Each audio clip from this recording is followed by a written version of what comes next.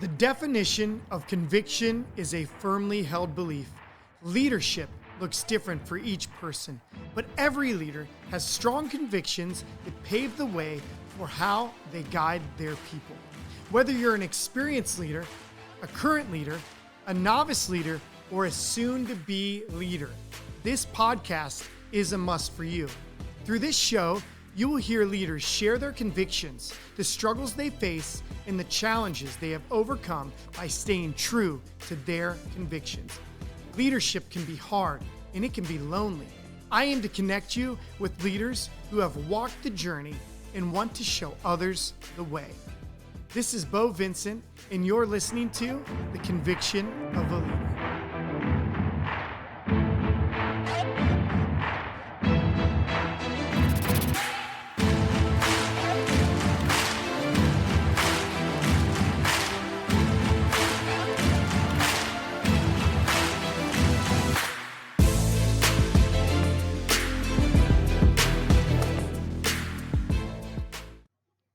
Welcome back to The Conviction of a Leader. This is Beau Vincent, and I am so pumped to be with Tom Patterson. Tom, I've been trying to get you on the show. How long's it been? Maybe 2 years? Let's be honest. Yeah, since you started, man. So very happy to be here.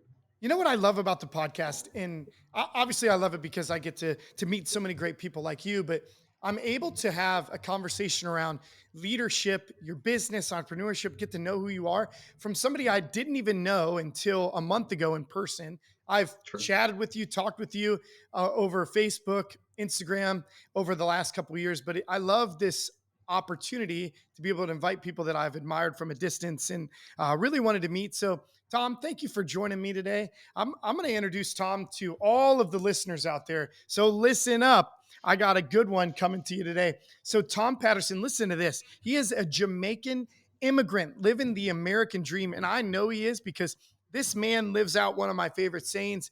Your stage life cannot be bigger than your real life. And this guy lives what he says he lives. Trust me, I know this. He's been married to Lauren. Lauren, how long have you been married to her? Been a little bit? We're coming up on 7 years. Been 7 years. Together for 9. Yeah. Good for you, man. So also 4 kids.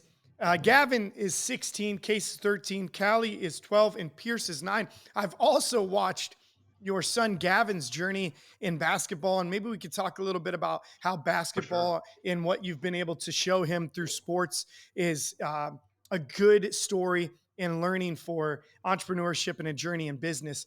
Before insurance, my man Tom managed car dealerships he specialized in revamping low-performing stores and rebuilding them into profitable and successful stores. He's been an agency owner for insurance since June of 2012, started scratch with no experience and built an agency to $17 million in premium with 9 employees, and he's continuing to hire more, which is super impressive. He's a coach and mentor at Evolve to Elite. He's a commercial real estate investor. He's founding board member of Process Sports Academy. He loves to work out, loves BMWs, eats healthy, collects basketball cards, loves coffee, and my favorite, he loves making disciples for Jesus. My man, Tom, welcome to the show. How are you? Oh my gosh. I'm gassed up is how I am, man. Thank you so much for having me on here. We've been trying to connect to each other. I look up to you. We have a lot of great synergies of how we do things. So really looking forward to this. Dude, I am pumped. And I know after meeting you in person last month, man, I wish we could have spent a little more time when we were in Arizona, but next time around for sure. And also I've been telling you for years, my cousin lives in Jacksonville and he's been begging me to come down. And at some point I will come see Gabe, my cousin, and come hang out with you. So welcome to the show once again. I'm pumped for the listeners to get to know who you are. So Tom, I can't believe you're a Jamaican immigrant and you're living this dream of an entrepreneur. And I'm seeing the success that you have. And I kind of want to hear more about that journey from immigrant to American dream. So quickly, my dad's my hero. He's a Scottish farmer that grew up on the farm in Scotland. Wow. We'll tell you, he has maybe a 5th grade education, really handy with his hands and really gifted. and left Scotland to go to Jamaica to help open up the first BMW dealership there. Wow. And that's where he met my mom, who was broken down on the side of the road. And he was riding his motorcycle, stopped, fixed her car, followed her Stop it. home. Yeah. And then found out they lived in the same apartment complex. And then 3 months later, they were married, and they're still married today. Dude, And yeah, that sounds like The Notebook. Sounds like an I'm telling you. amazing movie Yeah. to your Yeah. dad. So, Maybe you could get a movie made of your dad. I'm just kidding. Keep going. honestly, he should be on this podcast, not me. He's tremendous, and he's very, very Scottish. So Wow. it's Braveheart, and then my mom is very, very Jamaican. And when they argue, I'm the only one on the planet that can understand what's going on. And they're really good people, and they left Jamaica when things kind of got a little crazy. And shortly after I was born, and we moved to Houston, Texas, with nothing. You couldn't take money out of Jamaica when you left. You had about $300 and then what you could fit in the suitcases. So we came with absolutely nothing. And through hard work and determination, my family was able to, rise up through business. My dad's been in the car business forever, working for BMW for a very, very long time, and made a name for himself, and ended up retiring, working for one of my heroes and someone that I look up to in business, Rick Hendrick, who's the NASCAR guy, but also owns like 80 dealerships, servant leader, really nice guy, and retired with him as pretty much his right-hand man as far as running all the dealerships in the country on the service side, which was great. So I've had a good section. We talk about leadership, what my dad's been able to do, and then what my mom's been able to do alongside that has been a really good example. And reflecting on what my leadership style is, or what it is, or what it isn't. It's 4 pillars. Number one, it's faith, it's fatherhood, it's bad experiences, and then it's what my dad has taught me. Those 4 things. For me, if your leadership style isn't bringing people towards God, or working in a godly manner, or making disciples, is fake leadership, because then you're preying on somebody's, sinful ways, their pride, or their envy, or greed, and we're not moving in the right direction. So first and foremost, that is, I'm a coach and mentor, and when people come to me, we're going to talk a lot about my best friend Jesus. Right. If that's a problem, then it's going to be a short conversation. But I can't do anything without giving him the glory, for what he's done for my family and my life. And it's important that people understand that as a baseline, and it's out front. Because that's where it comes from. And I've got a lot of wonderful examples of people in business that I look up to that are that way. And I would encourage more people in leadership roles to be more outward with their faith, because if you can fix business leaders and the people that they influence, you can change the world. So imagine what that looks like. And then fatherhood, right? So fatherhood, like having kids and seeing the joy and the responsibility that brings, has totally morphed who I was before. The responsibility, how those 8 eyeballs are looking up at me all the time, for guidance, for mentorship, for actual leadership, and then knowing what the world is so good for them, what that can bring. So that's a huge thing that's changed how I lead. And then I've had a lot of bad bosses, a ton. And the car dealership world is it's the wild, wild west. You don't have to have a degree, you don't have to have certifications or licenses. You just operate. And often the people who are on the top side of that are just people who've done the best at being the worst. And it's really, really crazy. But for me, as an employee and running up, I started cleaning the floors and mopping floors and cleaning toilets and taking the trash out at car dealerships, and then parking trash or parking cars. On a good day, I would get to wash a car. And then going all the way up to running car dealerships and having a team of 80 people and fixing them. You learn a lot about what not to do from those people.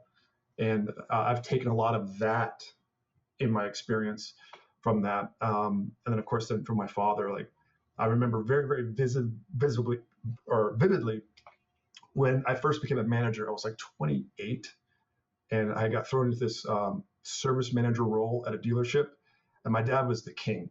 Right, everyone knows my father in the car business, and has looks up to him and is a mentor for a lot of people. So I was like, sweet, I'm just going to talk to my dad, and he's going to give me all the secrets, and I'm going to be a success. So I called my dad. I'm like, Dad, I got the job. I'm going to be a manager. This is it. We're going to do it. Blah blah blah. And he's like, cool. Come to the house. I'm like, all right, great. So I'm bringing all my stuff, all my questions, and the in the dealership world, you kind of live by your expense sheet, your your monthly sheet of profit and loss, all that stuff, right? So I bring that over, and he's like, cool. Andy, I'm put that to muted. the side. Oh, sorry. Go ahead. So he said, cool, take that list and put it to the side. We're not going to do anything until you do some basic stuff. I'm like, what are you talking about? And he pulls out this huge box of books, right? And he's like, don't come to me for advice until you read these books. Oh my gosh. I'm like, Dad, I start tomorrow. He's like, well, you better start reading tonight. And like, so it was, I got a lot of them here. It's, 1 Minute Manager. It's Secrets of Closing the Sale. A lot of Dale Carnegie stuff, a lot of Zig Ziglar stuff, Secrets to Success, Rhinoceros Success, wonderful books that shaped me as a leader and how to lead people. My dad didn't have, fancy classes and podcasts and degrees. He went to the library and he got books on what he didn't know. And because of that, that's the cheat code. And everyone's looking for the cheat code, right? Everyone wants the silver bullet on how to get success and do all that. You just got to put in the work and read it. It's all there. It's just, do you want to do it? And so the people that I mentor, the agents that I mentor, we talk a lot about what you're consuming. What do you allow yourself to consume? Is it CNN? Is it Fox News? Or are you reading a book on how to run meetings, or how to motivate your staff, or a book on accountability? Like, let's spend our time doing that, and then you won't need me, right? Shortly after that, So that's one thing that's really been pointed me in the right direction, and I continue to try and look for books that I can read to help hone my craft as a person, a leader, a father, a husband, those type of things. Man, making my job easy. For real. You know how many times I got asked 17 questions to get them to talk? Tom, I love it. For real. No, I love that you came ready to go. Yeah, well, I'm passionate, man. Like, this is, I think, part of my responsibility as a person is to help people unlock their purpose. Yes. Right. I think God has made everyone perfect and individual. We're different. And, the only thing that's really different between me and you is do you believe in Jesus? Everything else is the same, but we're also very individualized. So your purpose may be painting cars. It may be advertising. It may be whatever. And when you work in your purpose, that is completely, like, you ever talk to somebody, and maybe it's a plumber or electrician, and their eyes just light up when they're talking about a semiconductor or a pipe fitting, like, that gets them going. They're working in their purpose.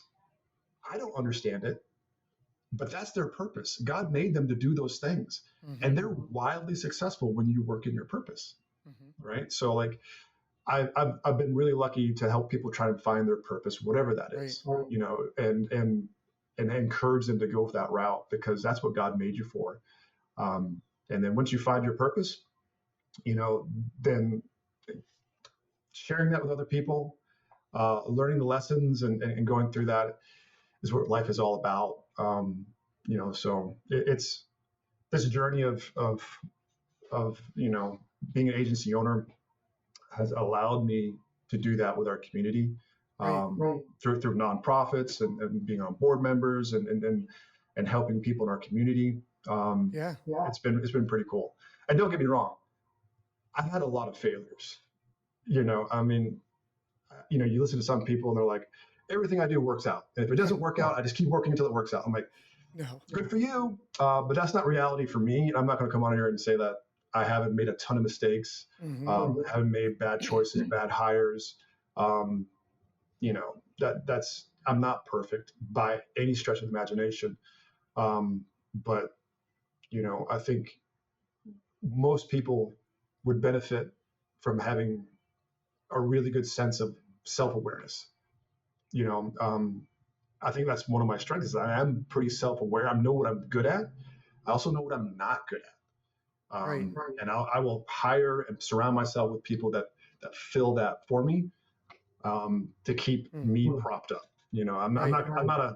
I can do it all. I'm the best ever. I'm not. I'm not even close to that. But I do know what I'm good at, and those things, I've been blessed with. And the things I'm not good at, cool. I know somebody is. Let's Right. go find them. Let's go talk to them. Let's go collaborate with that person. Let's go find out what they're doing. That's really good in that space. Right. So being self-aware is really a superpower. If you're understanding it, if you're honest with yourself, Right. and it's not, admitting that you're not good at something isn't a bad thing. It's not a sign of weakness. It's actually a sign of strength. Right. So, Oh, of so course. That's some yeah, good stuff, man. I'll be honest. Like there's so much to unpack. So your four pillars were yeah, awesome. So thank you for all those listening. Just to recap, it was faith, fatherhood, bad bosses, and your father. Is that what it my was? father, Okay. absolutely. So Yeah, great pillars. Great pillars. I love what you've learned from each one of those. I mean, I have some very similar. I wouldn't have been able to put them into those pillars exactly, but they all line up with me. Obviously, what I've learned from my relationship with Christ and reading His Word has been huge, and just studying the way that Jesus led others, phenomenal. Fatherhood, yeah, having three sons, leading them has showed me a different level of empathy and love that I probably would not have otherwise known. To put other people truly ahead of you. Have you seen the reel going around? It's probably been a year now. And the saying is saying the only man that truly wants to see you do better than him he's your is your father. father. And Yeah, I can actually 100%. say that there's a lot of envy and jealousy in the world, even when you love a best friend. But sometimes you're like, why are they doing so much better than me? But Yeah, when your kid is doing better than you ever did, that thought never even comes into your mind. Not yeah, even for a second. The yeah, only thing I think about is like, I don't want my kids to be too soft, because things are too easy some days for them. Because guys like you and I have worked so hard generationally. Like our parents worked hard, changed. My dad has had his major struggles in life, hmm, his addictions, his warts, his sins, and still struggles to this day. But he worked so hard, and he put his name on everything, and he changed generationally from his parents. But he carried some generational like curses, you almost want to say, yep, and brought those in. But they stopped with my generation, and hmm, not with my kids. And we have grown immensely from my father's life, and it's huge to see. So fatherhood is huge, and I love that. I always say this, man. You actually probably learn more from bad bosses than good. oh. And I Dude, I had some stories that would take longer than this podcast about yeah, bad examples, bro. I mean, and and crazy, that's crazy stuff. it is true. And you know what I love about what you said is, if I have a podcast similar to some of these things, but specifically this bad bosses, I Hmm. say leave their name out of it, but it doesn't mean they didn't shape who we are today. But I don't Yeah, bring their name into it. I don't need to say, John was such a bad, and because of him, like now I'm making him part of my success, and I'm yeah, giving him like praise he probably doesn't really deserve. But yeah, so I leave his name out of it, but I could tell the story about how I've learned and grown, and I don't want to be like that. But I yeah, don't need to bring him into the success today. But I could also forgive him too, and that's part of being a Christian leader, is to say he may not have known any better. He may not have had a boss. He may have been too selfish. He may have only done what he saw. And right. then and then your father. So I could say my dad taught me some great things. Taught me about blood is thicker than water. And I was the oldest, so I always had to stick up for my two younger brothers and sister. And I feel like at times I've had to lead the family, take up that mantle and lead it. Actually, still feel like I do, if I'm being honest to this day.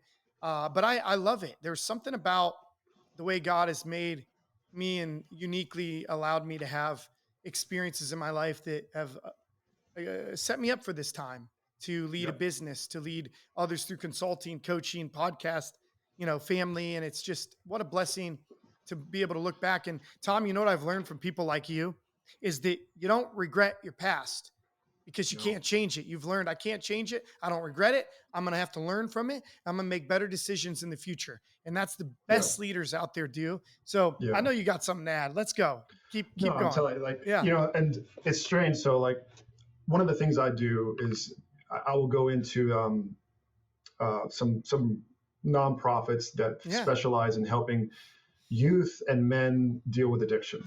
Mm. And it's not something I publicize or talk a lot Yeah. about I didn't know or that. my journey through that. So I'm 18 years sober, clean, and I don't. Some people keep the date and the time, like it was January 13th, blah blah blah. Yeah. I No. couldn't tell you. I don't spend a lot of time going into that world that I was doing stuff, but I'm not. It's really I struggle with it because I'm like I went through that and I'm much better today because I went through that. Right. But I don't want people to go through that In order to to get learn it. to Yeah. right. I'm like, oh man. So I'll go and I'll preach to these people Yeah. and let them know, like, so we can talk about all my accolades and all the things that people would think I'm successful about if they look at me and all that. And that's kind of apparent. What we don't talk a lot about ever is the struggle, Yeah. right? Of those years in my 20s and early 30s that were not great, Right. that I was, that I didn't do outstanding things, and I don't talk about that stuff publicly because I don't want it to let it define me. Like once I No. made the decision to move on from that, I moved on from that. Yeah. And I quit everything cold turkey and I moved my life to in a different direction. I became addicted to working out. I became addicted to doing good Yeah. things. I became addicted to helping people. And all my addictions were gone. And they were heavy addictions. We're talking a 12 pack a day on a weekday, 24 on a weekend, bottle of wine a night, six, pack of smokes a day. And that's just the PG stuff. Right. Right. Like that's the stuff that you can buy over the counter. I feel Everything like else was, you're talking about my life too. No, yeah, no exaggeration. I yeah. 100%. So like, there's that, right? And I made bad choices and I made some mistakes. And we talk about, would you do it over again? Mm.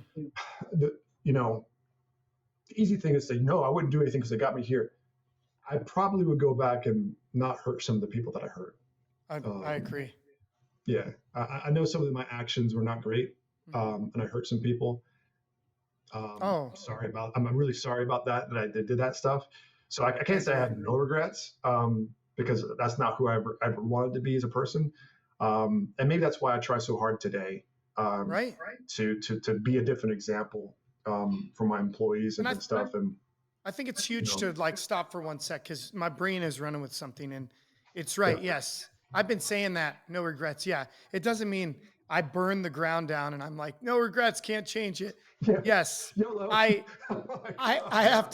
I've had to learn to ask for forgiveness from God and myself. And most of the people that I may have hurt or burned down in the past, I can't get to all of them. And Yeah.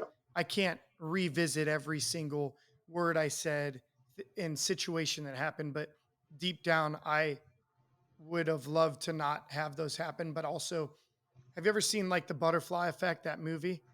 I Sure. often wonder, I'm not saying I wouldn't change it like you're saying, but I often wonder if one little thing changed. For example, if I would have quit smoking weed a little sooner than going to college. I remember a situation where my mom and dad found some weed in my car with some stuff. And in high school, maybe it's not the same as it is today because everything's recreational, which it's not actually recreational, but nonetheless, they found it and we had this conversation and I said, just because you guys didn't graduate college doesn't mean I'm not going to. And it was very hurtful. It was mean. They were just Mm. looking out for me. And I went off to college that they were paying for to Charlotte, North Carolina. And those drugs, all they did was help open me up to cocaine and other things that led to me failing out of college where I had a Right. scholarship. I was in a city I dreamed of living in, lived in uptown, downtown Charlotte. And I had always dreamed of wearing a suit and tie, living in New York City, doing big things. And I failed out after one semester, came back home, and I had to look them in the eyes and, admit I messed up. And then I didn't even learn yet, Tom. And I went to I yet know. another school and failed out Yeah. again and continued to do not just the same, but worse. Do I Yeah. regret that?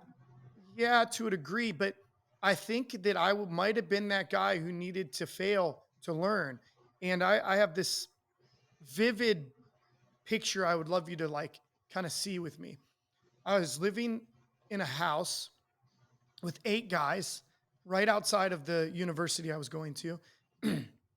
And I was smoking weed with my cousin, maybe somebody else. So it's kind of foggy, right? In the house, by the way. And Sure. the sun Yeah. was shining through the window and you could see the smoke just kind of going around.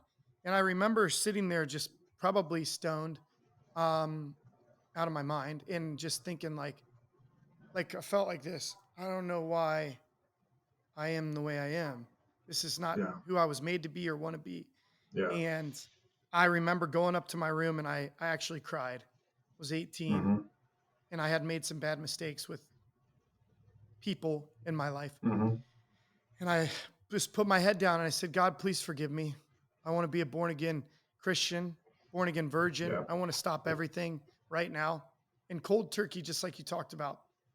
I was smoking a pack of cigarettes a day, just like my old man of Marlboro Reds. I was doing all these drugs, failing out of college, and I actually did fail out that semester. But by the grace of God, I got this job that was extremely structured and paid enough to take enough energy from me and focus 6:30 to 2:30 in the day, and I passed a drug test that they did hair, and I shaved my head because I thought I was smarter and they took guess where they took it? From my Arm hairy hair. arm, Yeah. hairy Yeah. arm. Of And course. then, yeah, I'm like thinking I'm smarter than these guys. I took a piss test and a hair test. I thought, oh, my pee is clean. I've done what I need to. I shaved my head. No, these Yeah. guys are like, give me blood, give me piss, and give me hair to get this Yeah. job because it was a union job that was really sought after. I got it, and after I failed out of school, and it really saved my life. If I'm being Hmm. honest, like my wife came in at the time right after I made this choice to start following Christ. Then my wife comes in. Then this job comes in. It was like, oh my God, like it opened up, and we were taught, Tom, only one way to success, and it was college. And Yeah. it's a sad thing when everybody believes, especially our age group, more particular, like we were Yeah. taught you're an idiot. If you're an idiot, you should go work in trades, and if you're not, you should go to college if you want to make good money. And it's Yeah. so sad to see what they did to the trades and how they spoke to people that wanted to use their hands and Yeah. do and build great things. Yeah. And look at us now. Like, so our stories are eerily similar. Um, I graduated high school, never really had to study. I was, one of the top kids in my class in high school. Got into the University of Central Florida, flunked out first year. Went to in Gainesville, Florida for 2 years. Um, Flunked out of there. Got into Georgia State for a couple of years. Did maybe 3 years there. I think I was in college for about 6 years. I know Yeah. I'm maybe a sophomore because they give you Yeah. being a freshman. Right. I don't know if I have enough credits to become actual sophomore. That's how rocky that whole experience was for me. I don't have a degree. Um, my rap sheet's longer than my Scholastic awards. Um, so like, but you can do it. So like Yes. that's always been my message for anybody is, God has designed you with these things inside you, Yes. these molecules and these collection of cells and all that. It's perfect. Let's find out what that is. And reading history books or music composition, or whatever that is, stuff in college might not help unlock any of that, right? Um, Now, my 6 years of college were great because it honed my people skills, Yeah. which is one of my assets that I have. Is, I'm True. able to talk to people. I'm able to get myself into bad situations and then move myself into good situations. Mm-hmm. And when the cops came to the door at the party, I was the guy they put out front to Talking. talk to them.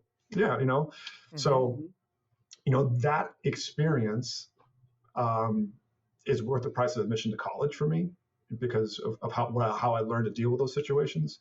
I use that way more than I used to, anything I learned in a math book. So, Well, it's very strange that two guys like us can yeah. end up talking about the very similar type Yeah. stuff and have similar type successes and then love people the way we do. It's because Um, I mean, personally, it's because I felt so unloved that I had to seek out things like drugs and parties and be the clown, be the guy going with no limits. And mhm. because I just didn't love myself. And now I understand the empathy of other people that maybe don't love themselves or love where they're at in life, but I can help them learn to love Yeah, the person they were created to be. yeah, So it's a set. You mentioned something that I think is important for listeners out there. This isn't a sob story about how we went from riches or rags to riches or how we screwed up, but what it is he started to say something. As an insurance agent, I know how important it is to stay on top of your business finances. Cash is the lifeblood of our business, and how you manage your finances impacts your ability to survive and to thrive as an agency owner. That's why I use Club Capital for my business's accounting and CFO advisory services. Club Capital provides business management services to grow your top line and manage your bottom line. Club Capital gives me monthly financial statements so that I have the data I need when making decisions with my Club Capital CFO advisor about my agency. So whether it's hiring a new employee, buying another book of business, or investing more in a marketing initiative, Club Capital helps me model out different scenarios to give me the information and the financial data I need to make the right decision to help my business grow. Click the link in the podcast show notes below or scan the QR code now to book a free, no obligation financial audit call. Mention the Conviction of a Leader podcast and get your first month of Club Capital free. That's right. Mention the Conviction of a Leader and get your first month of Club Capital services free of charge. Visit the link now to learn more. He said, or Tom, you said you were essentially taking in junk. And one day you said, I'm no longer going to take in junk. If you're listening and you take in junk, if you work all day, you take in junk music, junk food, junk Netflix, you're not doing anything for yourself. It's time to stop, change your bad habits and addictions and change them to good. You said you transitioned from bad to good. You went from being addicted to partying to being addicted to working out, from yeah, being addicted to, you know, being the clown at a party to reading a book. So like we yeah. need to transition and work on ourselves because what you take in is who you become. And 100%, man. And we like, don't, so yeah, to jump in, go ahead. it's really it's difficult. And I know Yes. people are struggling with addiction or Oh, struggling working it's on not easy to themselves. break. It's not easy. So me being 18 years sober and changing my life, I make it sound easy. It's hard, Yes. but you have to understand that God has a purpose for you, and you have to find that purpose. And Mm, then once you do, if you got an addictive personality, I'm very addictive. I mean, me too. I'll jump on something and then go crazy with it. But I've morphed into bad addictions into good addictions. And the thing that really crippled me was, you know, my anxiety. I had crippling anxiety. I couldn't drive a car. I couldn't sit in restaurants. I couldn't go to movie theaters. Dude, Um, it was just my world was caving in. so I'm like, true. there's got to be a better way.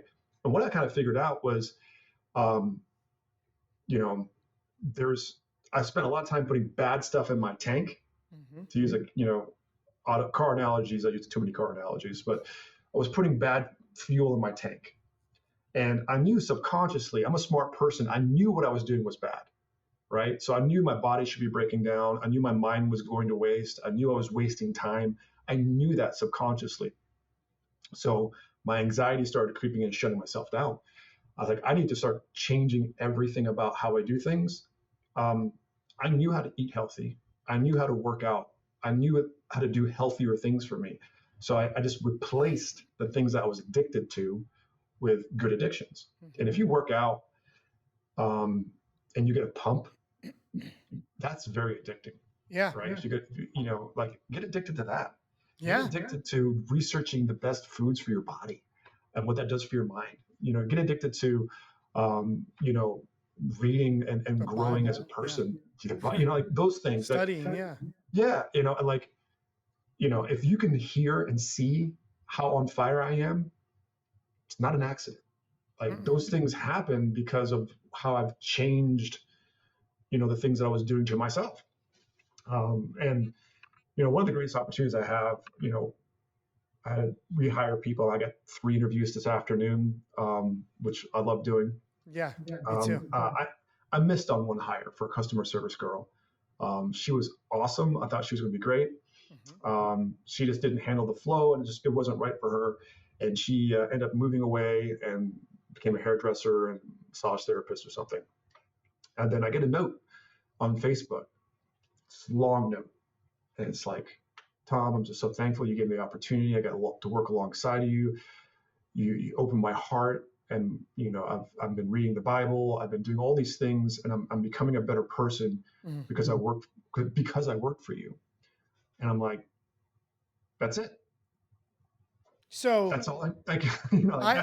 that's amazing. That's what it's about. So I want to add to that. So I got a hot take, 2 hot takes. One is that. One is, and it may not be the popular take, but this is like, imagine if you worked with this girl, she failed you. She didn't do the best that maybe she could do, but you changed her life because you brought her into your business. We so much so, even Christian business leaders think about how people don't provide a profit or value for them. And it's so much deeper than that. And changing people's life is huge and being an impact, because they're going to know Christ, especially if you come to say that you're a leader in Christ. They're going to know who he is based on not what you say, but what you do. And we will make mistakes, but admitting when we make a mistake and being able to just bring people alongside us and stop looking at them as profit and as people. And nothing hurts more than to be looked at as something that is only a gain for the other person. And when your gain is no longer there, you are discarded and worthless. And it makes you feel like crap as a person. But if you seek, first his kingdom, all these other things will be added. So as a business leader like us, it's important to know, not only know, but listen to God and pray about these people and pray for them in our business that aren't doing well. I think it adds a level of patience and understanding that we may not understand at first, but it's so cool to hear that story, because I know in the past, like, there's been some leaders that have made positive impacts on me that I may have given them reasons to terminate me, but they didn't. And I learned at a young age, like, what it was like to, put people first. And it's changed my life because it's not about you. Listen, servant leadership is not about you. It's about them. No. It's not, Yeah. it's never about you. So like, you're an agency owner, I'm an agency owner, and we have a lot of agency owners and people in the industry that are going to listen to this podcast. Yeah. So we'll do our due diligence and talk a little bit about insurance, right? Yeah. So, there's metrics that we can't track. We track call volume, we track, lead sources, we track lead acquisition costs, close rates, retention, all these things, all these KPIs. And someone asked me the other day, what do you measure for success? So it's not on a chart, man. I'm like, what are you talking about? Like, what reports are you looking at? I'm like, did they buy a car? Have they bought a house? Are my people getting married? Are they having kids? Like, that is success for me.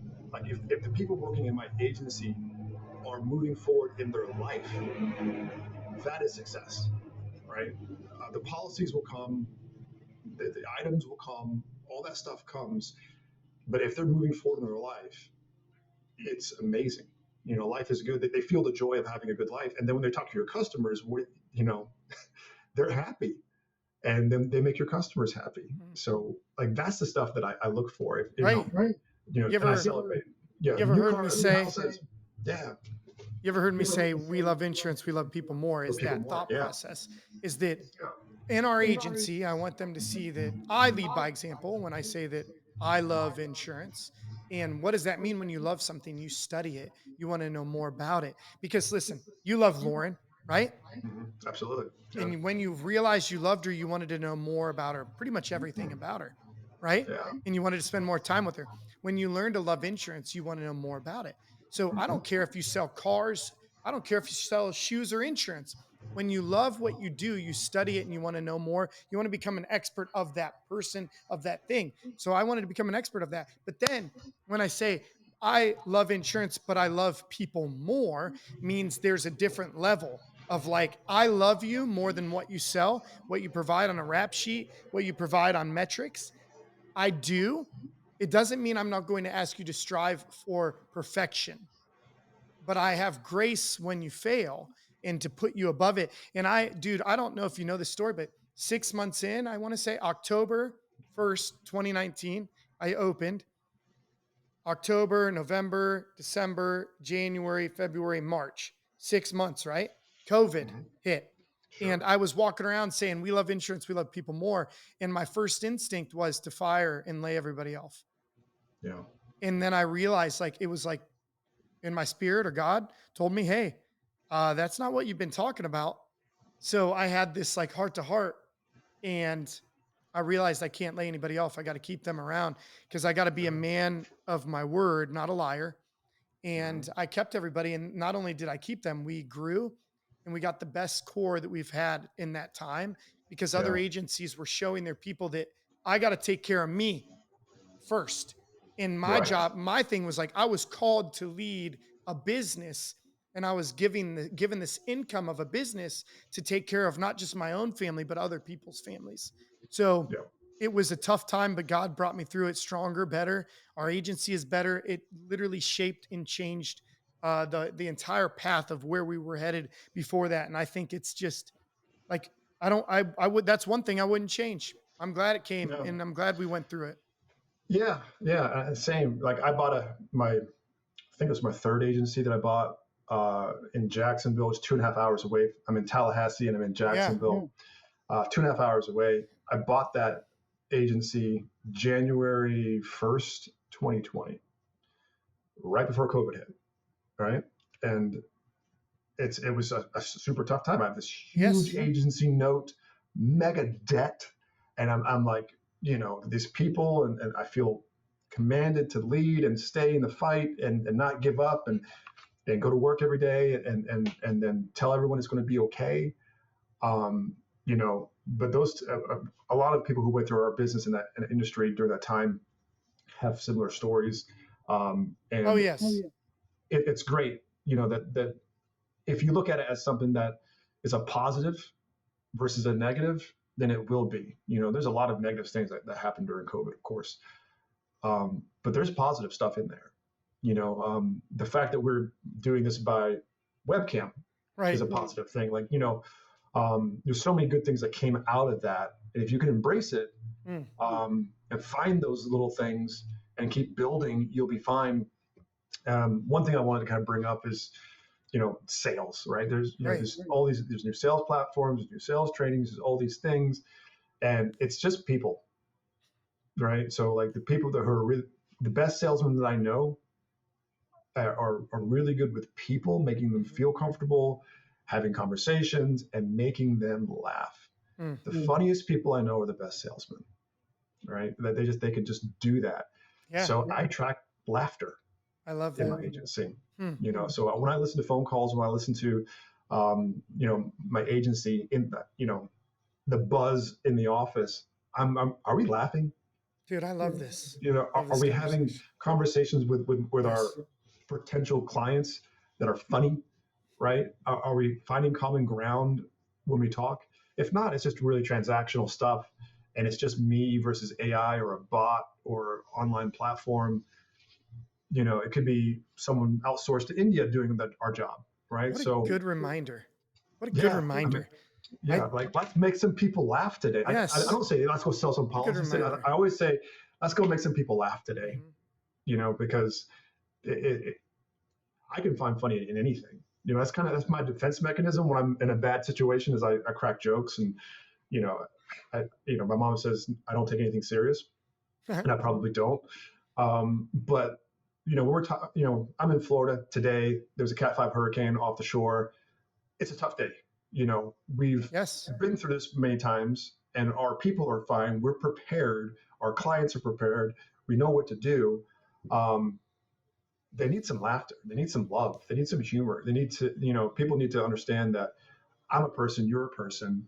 Um, and, even the best movies do this, right? The yes. best movies make you feel something. They make you laugh. They make you cry. They make you think about the joy and the goodness of life, right? So, like, can you do that in a sales presentation? If you do, you're going to be really good at sales. Yes. If you don't, you can be okay for a little bit. It may not be for you. So when I hire people, I'm like, does this person make me laugh in the interview? Could they do that? I Do they love have that. that personality that I could find funny? Right? If you're really dry, or if you're just really analytical, maybe our business, our agency isn't for you, right? I But if love you're it. funny and you're outgoing, then I can teach you everything else. Yeah. It's really hard for me to teach you how to be funny or engaging. Man, this is That's hard. so That's good hard. because I've always seek to make people laugh. I don't know what it is, but probably similar to you. Yeah. I love making Yeah. people laugh, and that was probably Yeah. my biggest problem in school was Yeah. wanting to be the class clown. And I have a son Yeah. just like me. Actually, I might have Yeah. at least two, maybe three like me. So Yeah. they also love that too, and understanding that like in the sales process and in leadership, making people laugh, it'll reduce stress. It'll make people feel Hmm. more at ease. Like, oh, Tom's a guy that I can be myself around. It'll Hmm. strengthen a relationship with a customer, make him feel Yeah. important. I think Yeah. uh And I the think it's guard kind of so comes good. down, Yes. right? Like, okay, like I Oh, remember Tom's every a real time, person. yeah, and he's Yeah. not just, trying to So sell me the uptight. highest Hmm. premium possible, or trying to guilt me into covering things I don't want to cover. The best salespeople are really, really funny, and they're really likable people. And I would say this: Yeah. if you're listening and you're not, study that. Really study how people connect who are funny. Yeah. You can definitely learn that. Like, I grew up reading Garfield books and Far Side and comic books and stuff. Like, I studied humor a lot, and so maybe that's kind of pieced me together who I am. But I think it's just something that we don't talk about enough No. in society or in sales at all. We talk about all these different steps to the sale and all that. It's never make them laugh.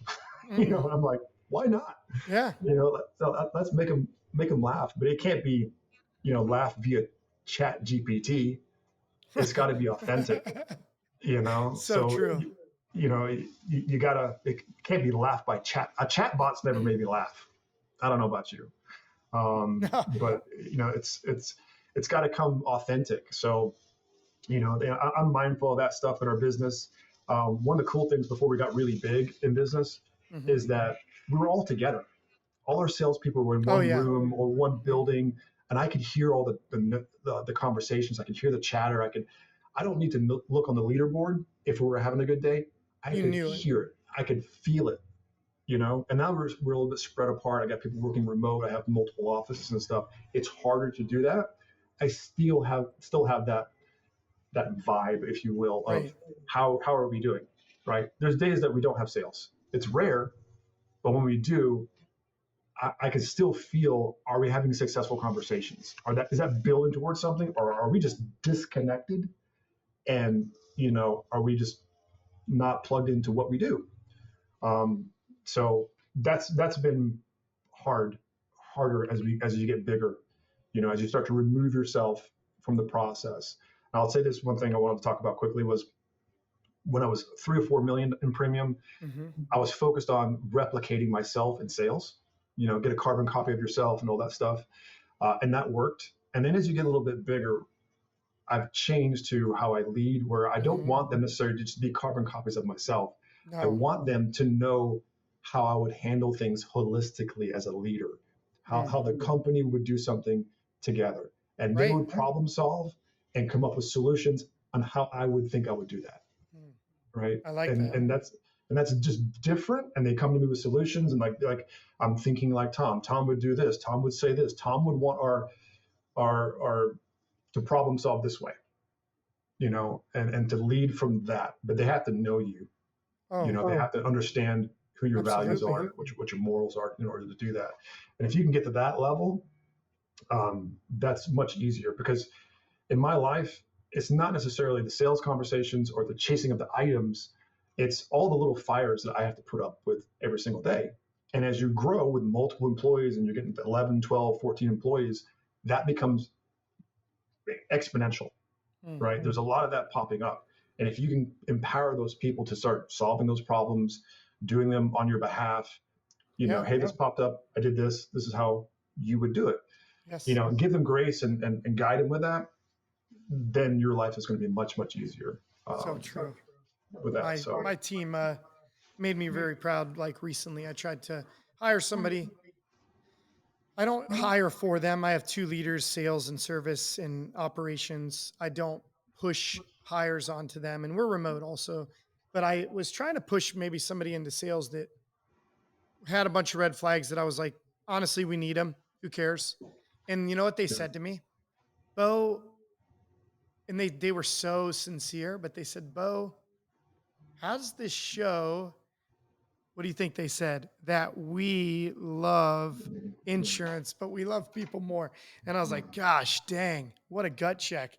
So I love when they start to, they are themselves, not me, but they are acting in the vision that you and I set within our Yeah. business.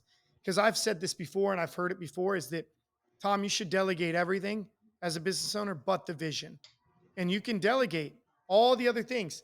Okay. But once you delegate the vision of the business, it's no longer your business. It's no longer your Lose the company. business. And I Yeah. love you lose it. And I love like having everybody add DNA to the business of what they Hmm. have experienced in the past and who they are, and they get to be themselves. But I cannot delegate the vision of the business. And I think I'm at a position now where I pretty much am just delegating vision and a little bit of training and leadership and laughter, I would like to think. So I think it's important. And I just really am blessed to talk to guys like you and lead businesses like I have, and, be able to consult and coach other people that do. And I think we have a really blessed life. I'm happy to know you. Oh, man, I'm Um, telling you, life is so good. And I yeah, think people, the takeaway is it's not easy. I don't want yeah, to sugarcoat it. It's hard. Owning a business is very difficult.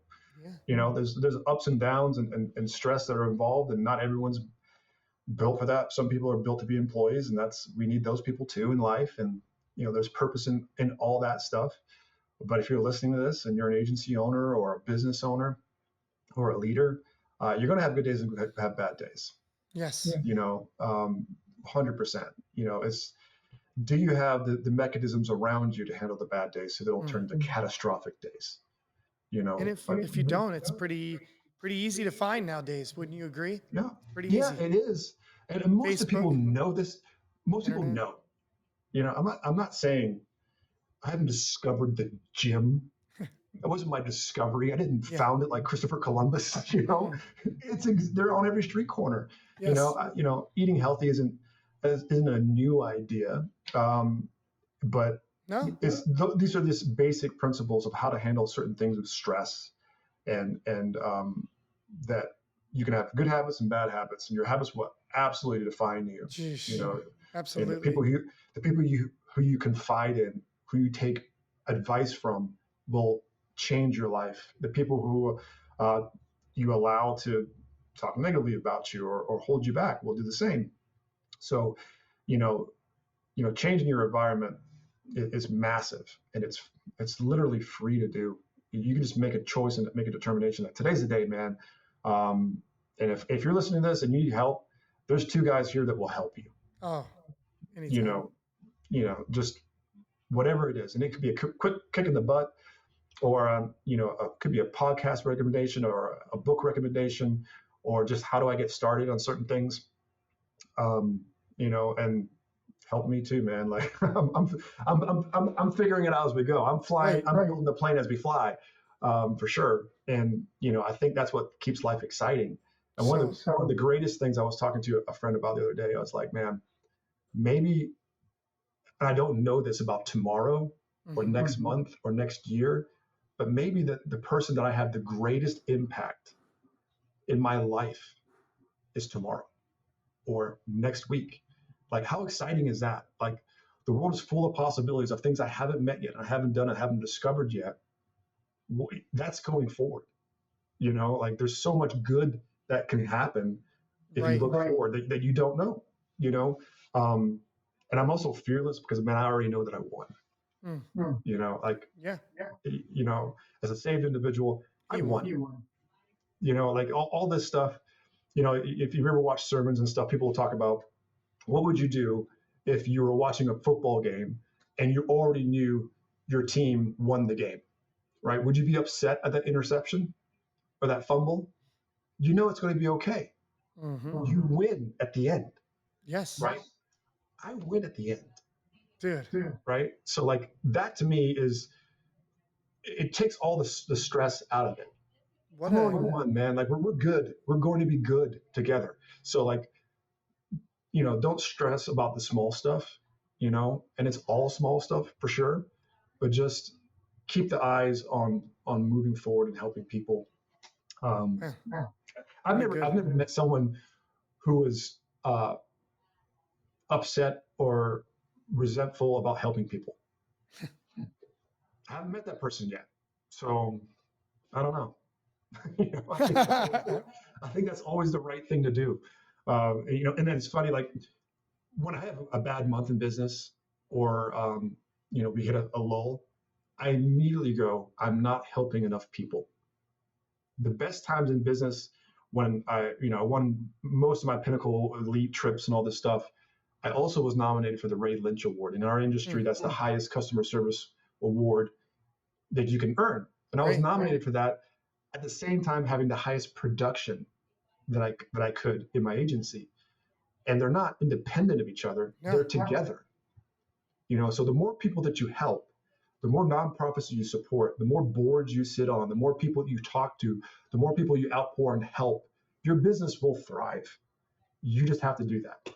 Man. Like, it's not telemarketers and call volume and more mail pieces. It's, are you helping more people? Can you help Mm. more people? And Like, that's focus back on so that, true. and then everything else takes care of itself. And You know, that's how we've used our business, right? That's how I use my business. Is the bigger we get, the more people I can help. And it's not yeah, about bigger I get. It's the bigger that the agency gets, the bigger their life gets, the more financial income they have, the more experiences they have, and all that. So, dude, Tom, you've left us with so many great stories, but also actionable steps. I loved your four pillars. I've really enjoyed getting to know you more. I think our listeners are going to love it. Tom, how can they find you, and where can they contact you? so I'm on Instagram, I'm on Facebook. You can reach out to me directly there. I only work with a handful of agents. I'm kind of selective who I work with as far as Good. coaching and mentoring, maybe like 3 to 5 a month max. So, and I kind of point people to other people to connect them with that stuff. But yeah, Instagram, Facebook, I'm pretty available and out there. And I'd like to make you laugh. I'd like to make you smile. And, if you talk to me too long, like I said, we're going to talk about my best friend, Jesus, for a little bit. Well, good. Hey, Tom, I just want to thank you for jumping on the podcast today, and all the listeners out there. If you enjoyed what Tom had to say, do me a favor and just let him know. Share the podcast, tag him on Facebook, tag the conviction of a leader, but share this with your friends, family, coworker.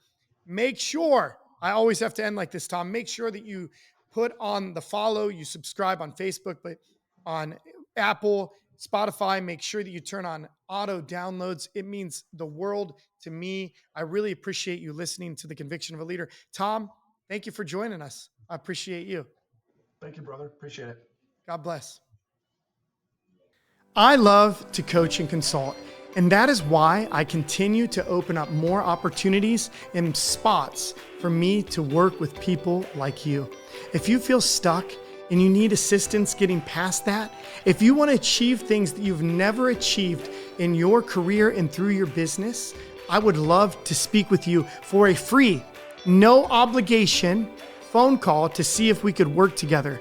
Because I've worked with over 100 individuals just like you over the last 2.5 years, and I have helped them achieve some of the greatest results of their entire career. And I look forward to working with you. So click on the link below for a free, no obligation consultation with me. Talk to you soon.